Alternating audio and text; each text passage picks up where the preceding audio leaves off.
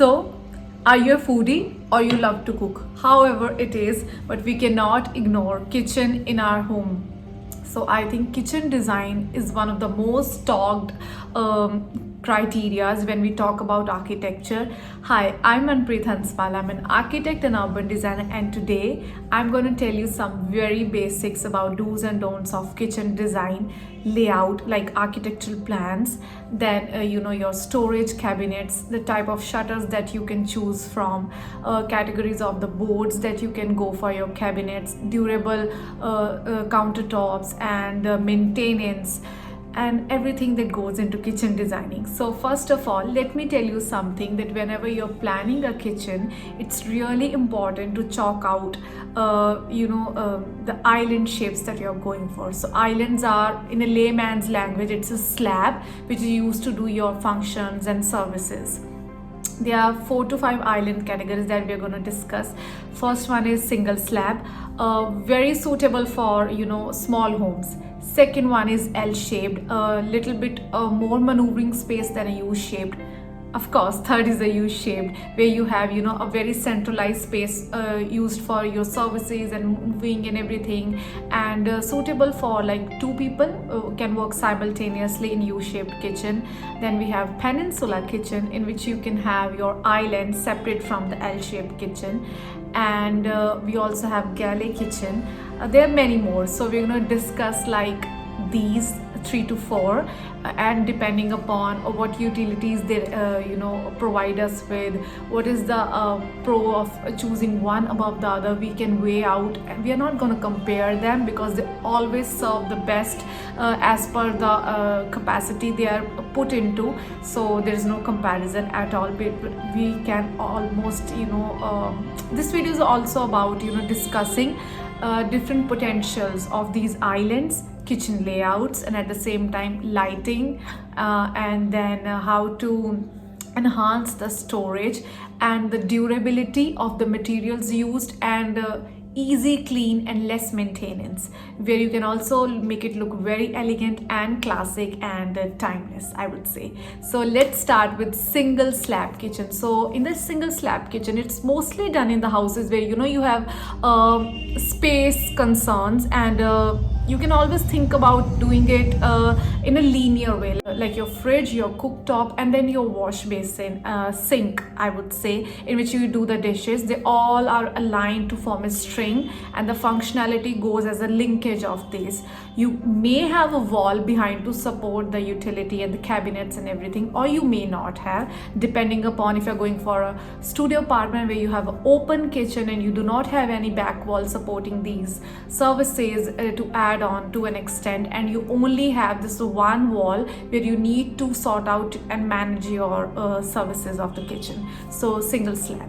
Secondly, we have L-shaped kitchen, little bit more maneuvering space than a U-shaped kitchen, where you have your L-shaped island, and I would say the longer side of the island is mostly considered to have your cooktop and your fridge, which is your refrigerator, also some space for your chopping and stuff, and the shorter side of the island always go for your doing the dishes, your sinks, and maybe you want to have some greens like kitchen garden, a little bit of that, so that goes around that, and your basins and your trash bins and everything goes under that. Third, we have U-shaped kitchen. So what happens in a U-shaped kitchen, that you have a U-shaped island. It's like a very sacred and enclosed space where 2 people can work simultaneously. Works really suitable for 2 BHKs or with 2-bedroom hall kitchen apartments, or maybe 3 BHKs where you have a very nominal kitchen size of 10 by 7 feet or maybe 10 by 8 feet. And trust me, the storage is commendable in U-shaped kitchens. You can always have longer islands on both the sides, and you adjust your cooktops, your refrigerator, your oven, grillers, and then your other things on the longer ones, and your smaller sides can have those dishes, utility, trash bins, and chopping and everything. And normally we prefer in a kitchen where you have a large window facing your entry or foyer or wherever your kitchen is placed, and we place those trash bin under the basins and your sink facing the window side, because it's easy to do the plumbing over that side, and secluded area. If one person is doing the dishes, the other can very freely maneuver around and do the cooking and everything, so it doesn't interfere with the different functions and services going on the kitchen at one point of time. Then we have your peninsula kitchen, where you have your L-shaped kitchen, or you go for a separate island which can be connected to that, and the space between your refrigerator and your cooktop and your sink can be varied in terms of L, U and peninsula. And the most maroon space between, like the distance between your refrigerator and the cooktop, can be seen in terms of L-shaped kitchen, where the longer side of the triangle connects them. And in peninsula kitchen, it's little bit of a balance of the distance between the walking distance of your cooktop to your refrigerator and then to your basin. So whenever we are trying to plan any island, or for that matter kitchen layout is primarily decoding your island shapes, and then how to do your shutters, how to do your storage, where to do your equipments and everything. So when you are doing a kitchen, you need to calculate the steps, the walking steps. That's whoever is going to be primarily in the kitchen, they have to walk around this much to perform one set of chore. And it's really necessary to pre-calculate everything and not to regret later, because sometimes there is a communication gap between your cooktop and your refrigerator and your storage and your vertical pantry, and you're always running errands to pick up the stuff. And L-shaped and U-shaped kitchen, there's no restriction of area. It can be like the length can vary from 10 feet to 13 feet, so you never know how much distance you're actually going to move around when you're performing those chores. So it's always better to pre-calculate whenever you are designing your kitchen layout, that okay, these many steps I may have to cover in the future, and is it easy for me to grab something from the fridge and then do the cooking and then maybe wash something in the basin. It should not be like a hustle bustle thing. It should be very much coordinated, and it should be I would say a linkage of functions, easy to perform. Now this is island type. Secondly, we are going to discuss the shutter types. There are so many types of shutters that you can go around.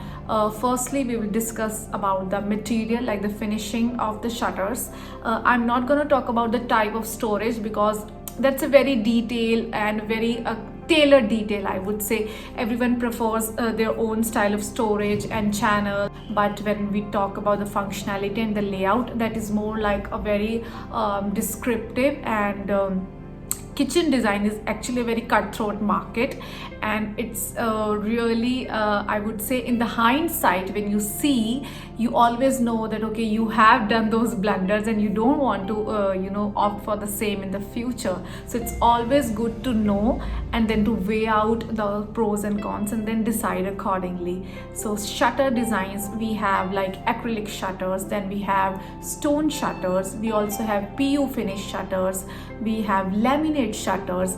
Most of these work perfectly fine if you are looking for something which is very less maintenance and can be cleaned easily, like with a swipe, and it would be squeaky clean. Then always go for acrylic or stone ones.